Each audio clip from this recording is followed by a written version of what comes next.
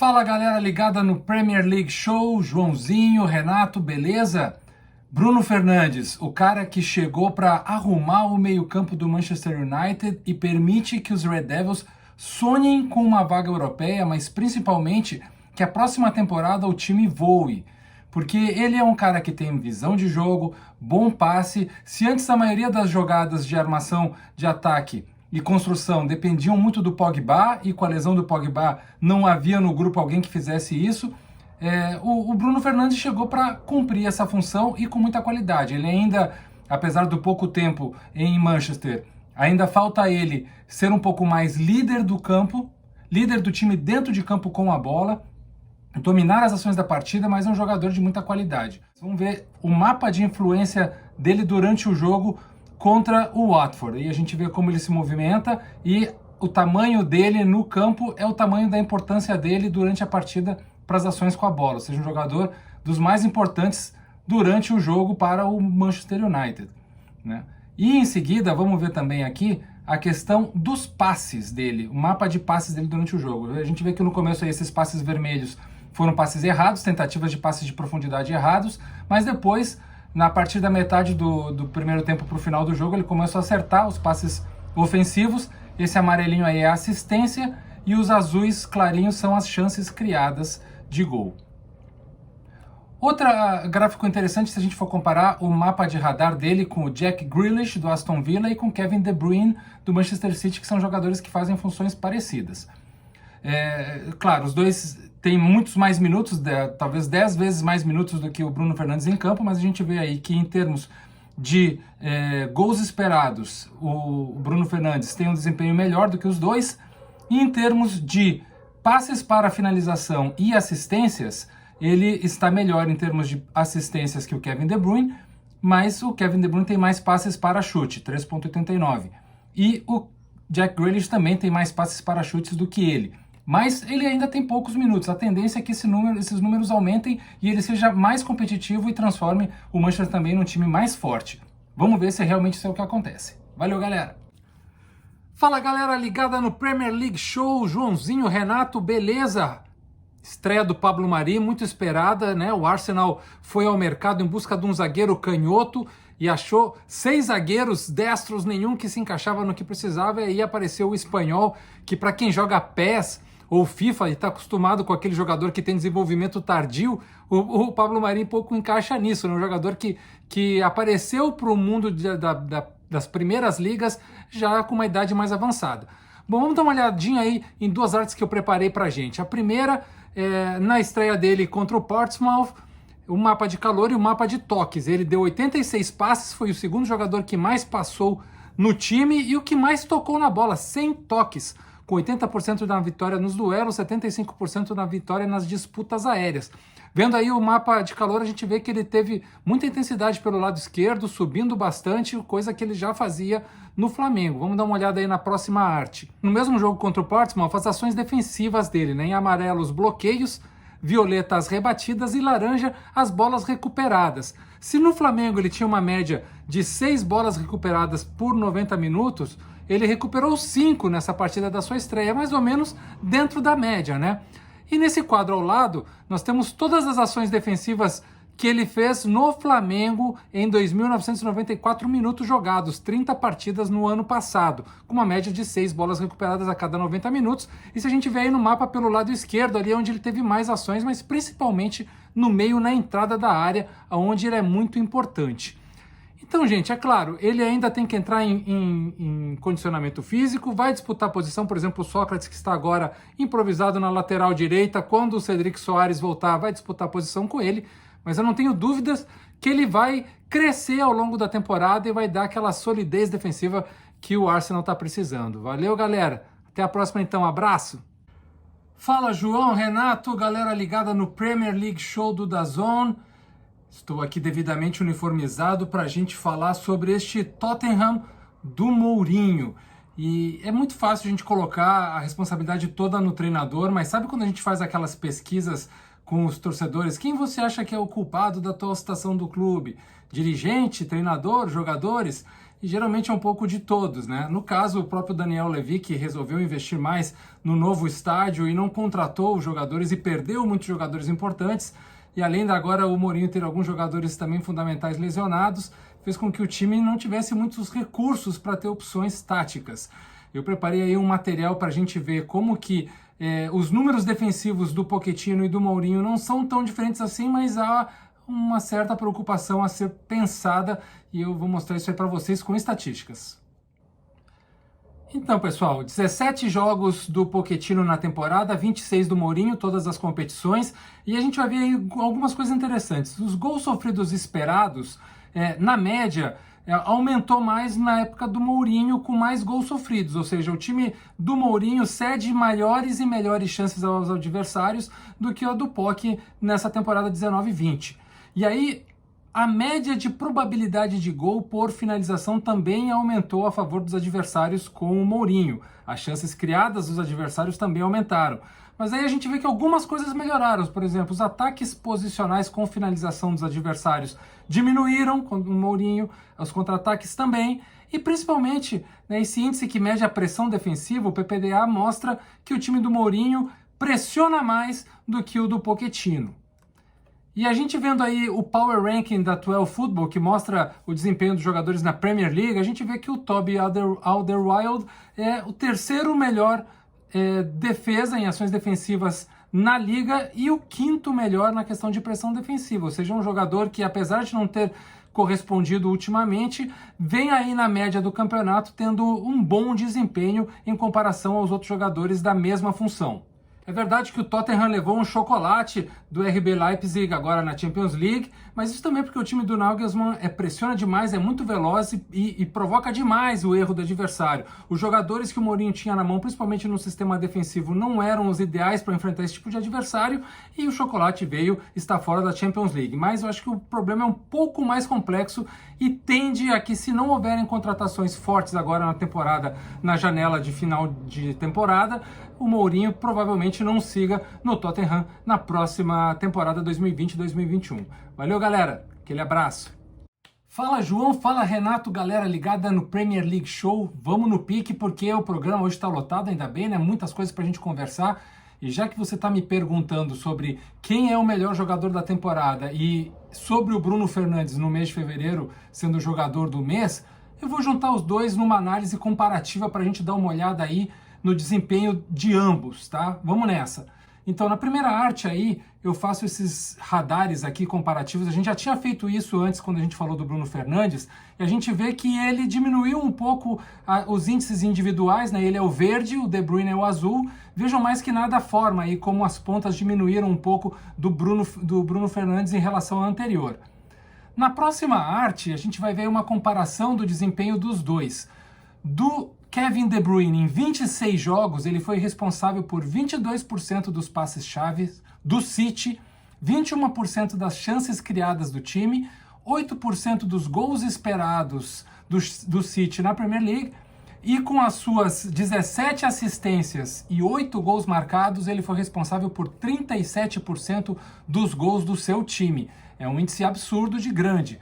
Agora olha só o Bruno Fernandes no mês de fevereiro, só fevereiro, 3 partidas, ele foi responsável por 35% dos passes-chaves, 21% das chances criadas, 32% dos gols esperados e babem, com o seu gol marcado e as suas 3 assistências, nesse período aí ele foi responsável por 80% dos gols marcados do United.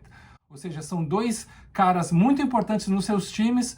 O mês do Bruno Fernandes foi incrível, ele merece sim esse prêmio, e o Kevin De Bruyne, para mim, foi o melhor jogador de toda a Premier League até agora na temporada. Vamos ver se continua a liga e se os dois mantêm esse pique, né, galera? Bom, fique em casa, porque a gente precisa que todos nós nos cuidemos nesse momento. Valeu, galera. Grande abraço. Fala, Renato. Fala, João. Galera ligada no Premier League Show. Espero que estejam todos em casa, cumprindo as regras, que daqui a pouco vai passar, gente. Vai dar tudo certo. Sobre os 11 melhores da Premier League até aqui, eu resolvi fazer uma seleção um pouco diferente. Pegar um jogador de cada time, já que o campeonato foi muito equilibrado até aqui, com vários destaques individuais. Então se liga aí nessa seleção dos melhores da Premier League, na minha opinião, claro. Então a seleção começa com o goleiro o Dean Henderson, do Sheffield United, que tem feito um campeonato espetacular e era até então o favorito para ser o titular da seleção inglesa na Euro. Os laterais, o Doherty, dos Wolves, que é um jogador que talvez perderia a posição para outro jogador de outro time, mas como a gente vai fazer um jogador por time, coloco ele na lateral direita. E o Digne na lateral esquerda no Everton, que tem sido muito importante na construção do time do Ancelotti. A dupla de zaga, claro, não pode faltar o holandês Van Dijk, realmente um jogador diferenciado, e o Tarkowski do Burnley fazendo a sua companhia. Uma linha de 4 com Bruno Fernandes, a grande revelação do segundo turno, Jack Grealish, que é o nome talvez aí da temporada, né, por ter levado o Aston Villa até a final da Copa, Kevin De Bruyne, que é o melhor jogador do campeonato, ao meu ver, o líder de assistências, a usina criativa do City de Guardiola. O coreano Son do Tottenham, que foi muito importante na primeira etapa do campeonato, depois se lesionou, mas assim como o Bruno Fernandes está aí, o Son também tem seu espaço. E na frente, os dois artilheiros do campeonato, né? James Vardy, que também está lesionado, e o Aubameyang do Arsenal, que tem feito gols importantes nos últimos. Fala João, fala Renato, galera ligada no Premier League Show.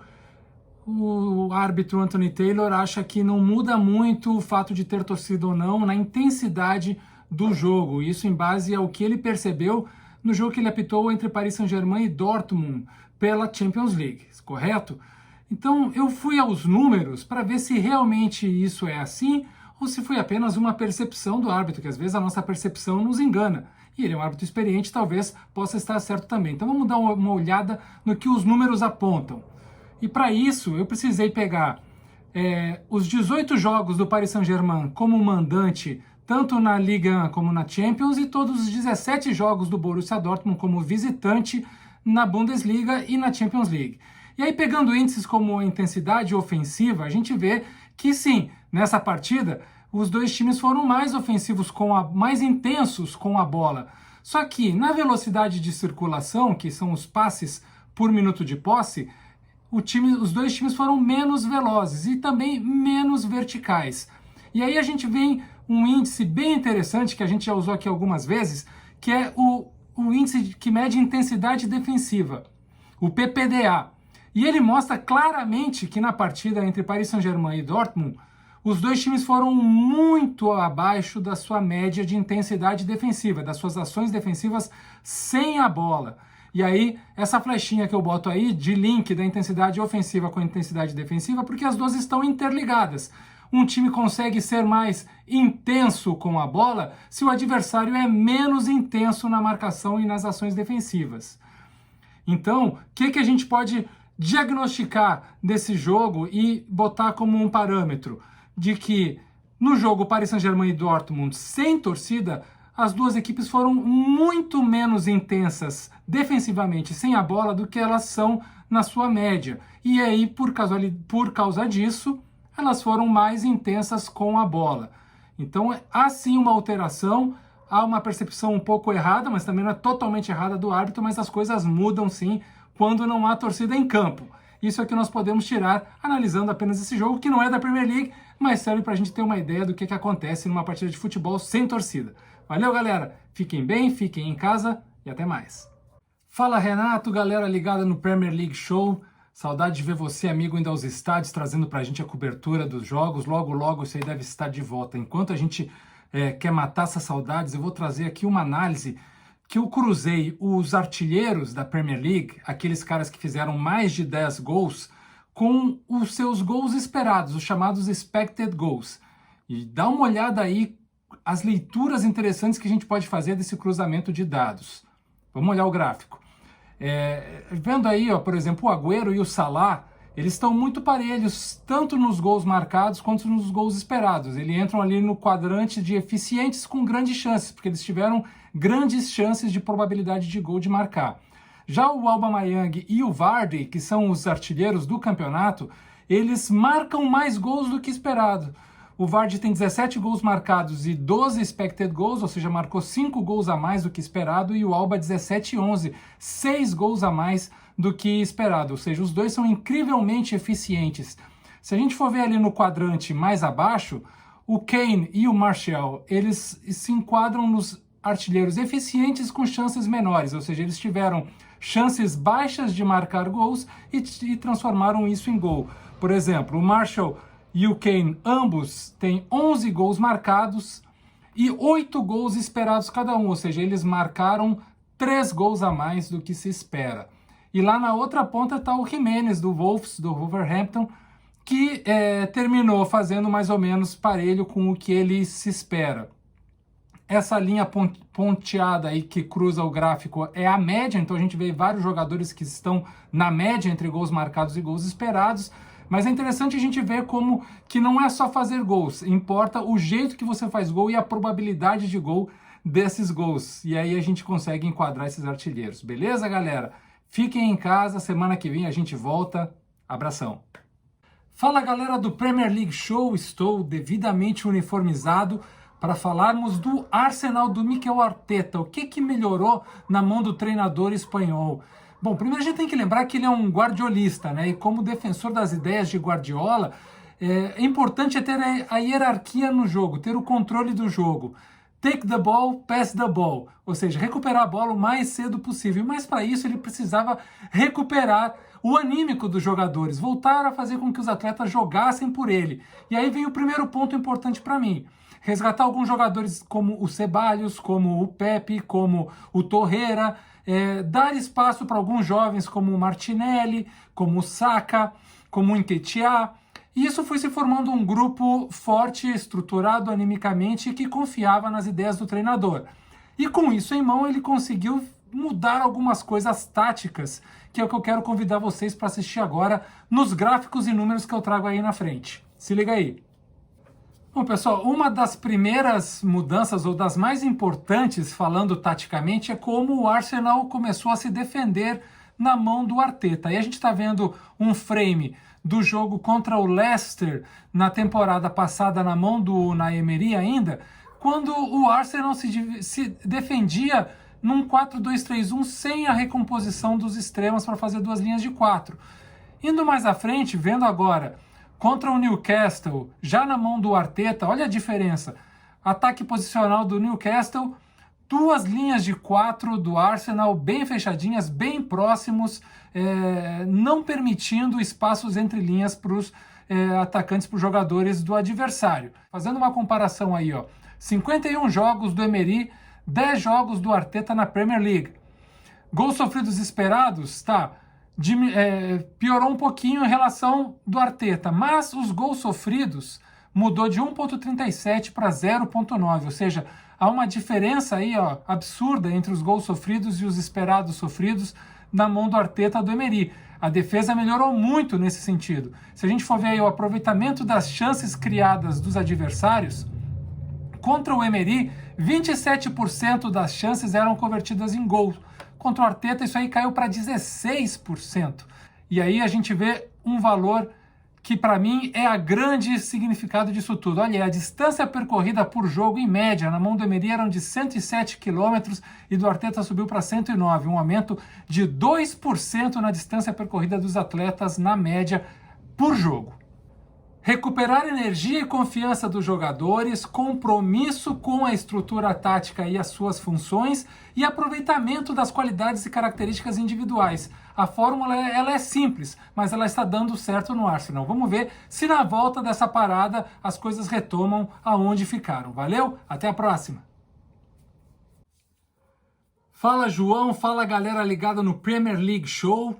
Parece que o Newcastle foi realmente vendido para um grupo de investidores liderado pelo príncipe herdeiro da Arábia Saudita por um montante que a gente não consegue nem imaginar tanto dinheiro. Será que teremos aí mais um grande time que vai se transformar o Big Six em Big Seven?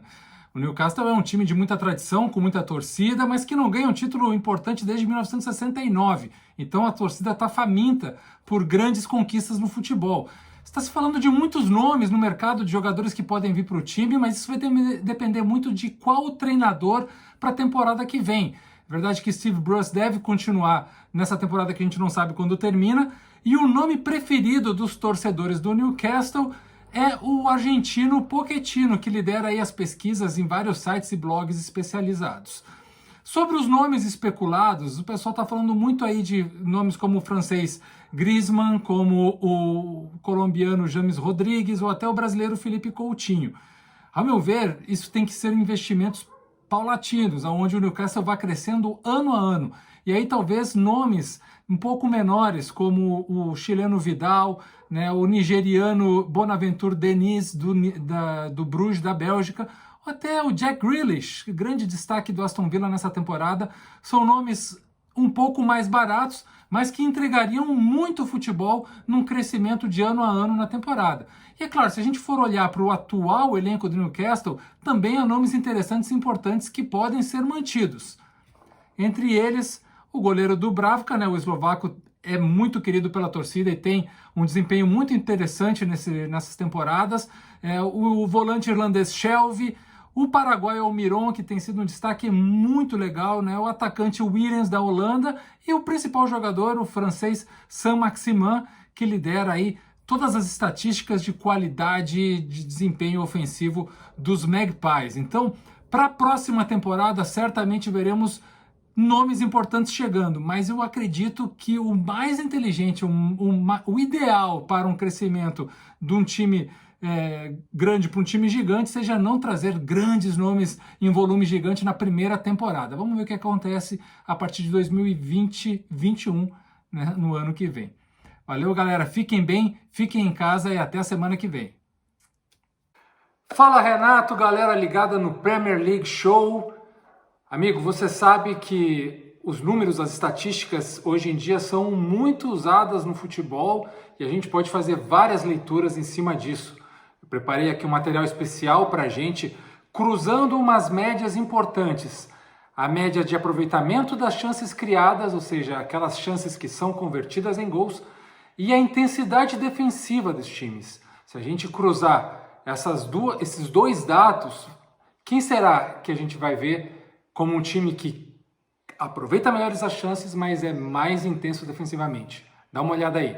Então, a gente tem aqui uma faixa de vários times que são muito intensos defensivamente. O Norwich, o Brighton, o Southampton, o Chelsea, o Manchester United, o Liverpool, o Arsenal e o Leicester. Mas quando a gente começa a ver o aproveitamento das chances criadas, o time do Arteta termina sendo aí o mais perigoso de todos, mais intenso e perigoso, porque tem 30% de aproveitamento das chances na média.